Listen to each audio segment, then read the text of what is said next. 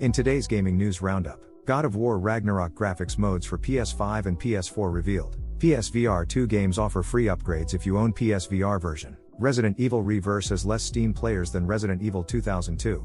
Let's jump right in. Santa Monica Studio tweeted earlier on today revealing the graphics modes that will be featured on each of the PS4 and PS5 consoles. The tweet is as follows.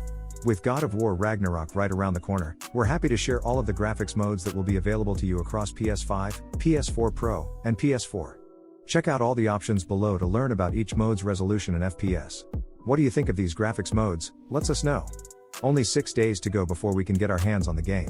PSVR 2 won't support backwards compatibility with original PSVR games, but the developers who are upgrading their games for the new headset are offering free upgrades.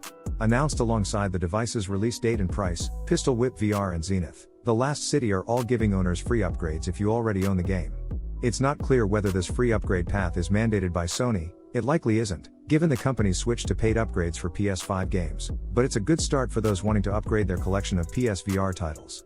The PlayStation VR 2 version will be a free upgrade for owners of the original PSVR version. The Pistol Whip VR description on the PlayStation blog reads, "After the fall doesn't explicitly state it's offering a free upgrade on PSVR 2, but it seems likely." The PS blog reads, "And that's not all that awaits you on PSVR 2. Since the initial launch in December 2021, our team has continued to expand the world of After the Fall, which has more than doubled in content since then. You'll be pleased to know that all of that gory, co-op goodness will be included free of charge to anyone who buys the game on PSVR 2.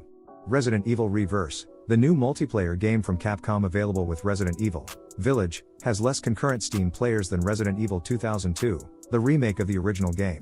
Launching with Resident Evil Village Gold Edition and the Shadows of Rose DLC, Reverse pits 6 players against one another in a deathmatch with a twist. Starting as Leon Kennedy, Jill Valentine, and other heroes, if you're killed, you can transform into one of the series' iconic monsters such as Tyrant or Resident Evil 7's Jack Baker, and attempt to take revenge on your opponent.